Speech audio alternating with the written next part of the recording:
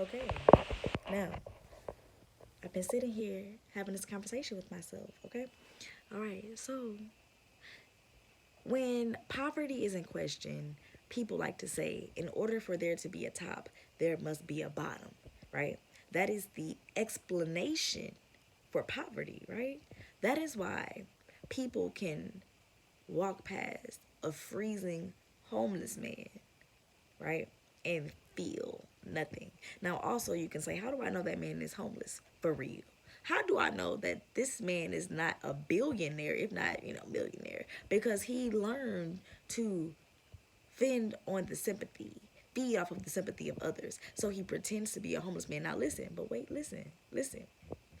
See, that is true. But whether or not that person is being genuine or telling the truth, if you gave to that man with a pure heart, with pure intentions, with good intentions, what matters is your intention. Now, if he chooses to misuse your intention, because see, you don't know until you know.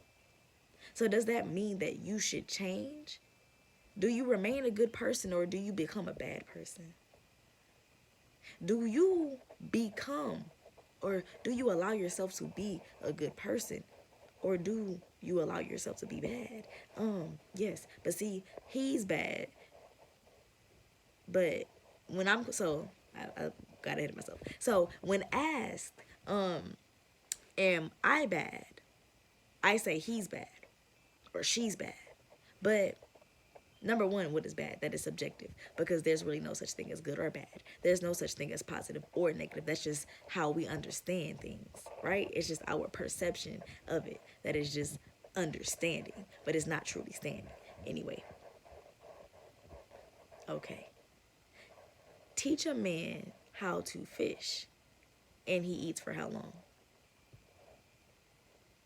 Give a man a fish and he eats for how long? Give a man a fish, he eats for a day. Teach a man how to fish, he eats for a lifetime. If I am a fisherman, why not teach my children how to fish if I know how to do it? Now, not only, in terms of what I can pass down to my offspring to continue my line, right? Because I'm only thinking about myself if that is how I am thinking. It's not about me. My children are individuals. I am an individual. So it's not really about me. But listen, understand this. Why does my bloodline have to be better than your bloodline? If I know how to get to the top of the mountain, why would I not then teach you how to get to the top of the mountain? Why can't we live on mountaintops? If I know how to get to the mountain, then it's like, because you can't trust everybody. Because people are going to hurt you. People are going to lie to you. If the system, right, was designed a certain way, and that's why we live a certain way, that means that the design works, right? So if we know how to control people, right, we know how to influence people and plant ideas in people's heads, right, because most people are sheep. Most people are easily led because they don't really question anything. They just go with whatever you give them. They just roll with it. They just go with it. Most people are sheep. Not too many people are shepherds, right? So we get hurt. Like when children get hurt, when kids get hurt, right?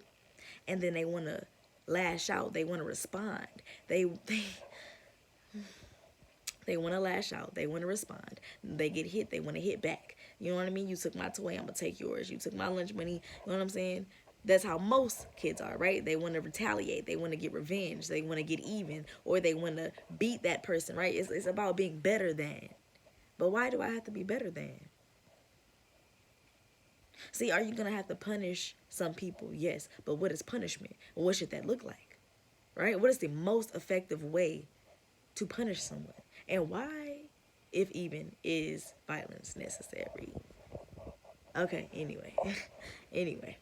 Okay, so there's always a reason like, oh, I am bad because people were bad to me. Oh, I hurt people because some people hurt me.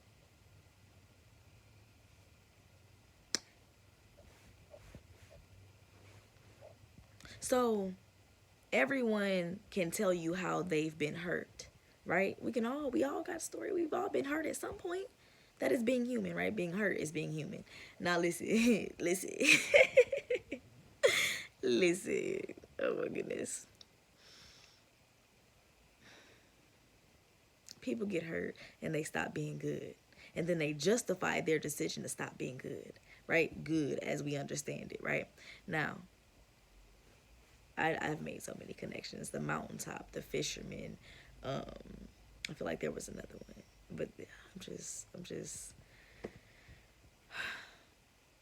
there. Why is there a top? Why is there a top?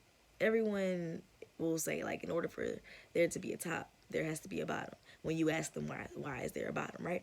But if I am poor, and or I know what poverty feels like, I know what it looks like, what it smells like, what it feels like, what it tastes like, or the lack thereof of taste, like no taste at all, right? Because you ain't eating nothing because you're broke and you can't afford it. You can't afford to eat, so you starve, right? Right? Like, if you know what that feels like, why then is it okay for someone else to feel that way? So because you were raped, you want your daughter to be raped. So because it happened to you, it has to happen to someone else. You want someone else to struggle the way you struggled.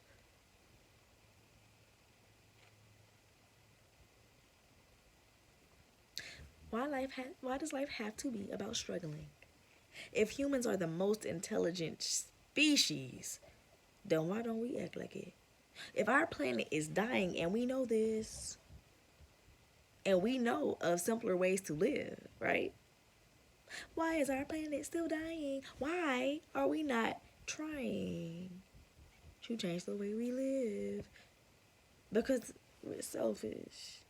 Selfish, greedy, and hurt. Hurt. People don't want to change because they hurt. They are hurt. Someone hurt them, so now they operate from a hurt perspective, right? Their mindset is defeated. They are hurt.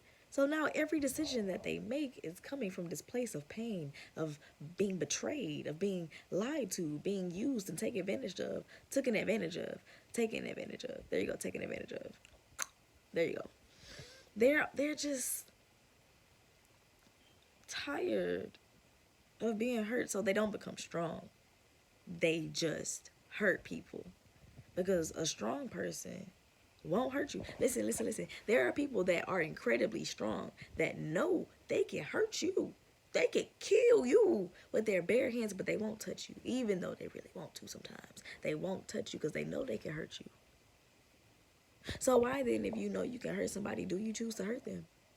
It has nothing to do with them. It says everything about you, though. If I shoot you, right? If I kill you, it's because I am a killer. I cannot point at you and say, oh, but he killed somebody. No, I killed you. You killed somebody, but I killed you. So I am a killer, but that's okay, right? That's okay. I'm going to justify it. I'm going to roll with it. I'm going to excuse it rather than change it, rather than be better. Because an eye for an eye leaves the whole world blind. Never mind. Most people are sheep. Most people are sheep. How many of us are shepherds? Why does there have to be a top? Why is there a bottom? There does not need to be a top nor a bottom. When we can all coexist on a level playing field, right? If there are checks and balances, if there are consequences, right? And systems that obviously work, why can't we make them work for the best, right? What is the best? The problem is everything is subjective. Right, right. That's just my perspective. Everything is subjective. Listen, listen, not everything, but listen, because we don't all know how to stand. Most of us settle for understanding. Most of us shoot for overstanding. We just need to stand. We just need to stay. Okay, I'm going to stop being myself. I'm going to stop being we. Never. Listen. Never. Never ever.